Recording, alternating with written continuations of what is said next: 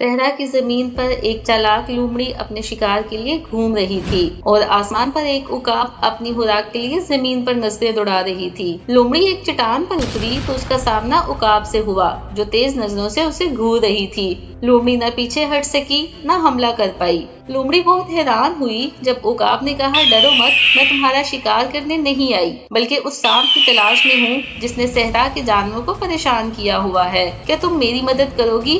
لومڑی اور عقاب کئی گھنٹوں کی تلاش کے بعد ایک غار کے پاس پہنچے۔ جیسے ہی وہ غار میں داخل ہوئی، ایک کوبرا سانپ نے ان پر حملہ کیا۔ عقاب اپنے تیز پنجوں سے اس پر جھپٹتی رہی اور لومڑی اپنی چالاکی سے سانپ کے وار سے بچتی رہی۔ سانپ حد سے زیادہ طاقتور تھا۔ آہستہ آہستہ دونوں تھکنے لگی۔ اچانک عقاب کی نظر پرانی دیوار پر پڑی جہاں ایک بڑا سا پتھر ہل رہا تھا جیسے ابھی گر جائے گا۔ عقاب چالاکی سے دیوار کی طرف گئی، سانپ اس کا پیچھا کرنے لگا۔ وہ عقاب پر حملہ کرنے کے لیے آگے بڑھا، عقاب پیچھے ہٹی اور بڑا سا پتھر سانپ پر آ گرا۔ جب دھول چھٹی تو لومڑی اور عقاب نے دیکھا سانپ پتھر کے نیچے دب کر مر چکا تھا۔ صحرا کے جانور ایک بار پھر محفوظ تھے۔ عقاب بولی، اچھے کاموں کے لیے اللہ کی مدد بھی ساتھ ہوتی ہے۔ زویا نے عقاب اور لومڑی کی محنت کے لیے اپنی جادوئی پینسل سے ویڈیو کو لائک، شیئر اور سبسکرائب کیا۔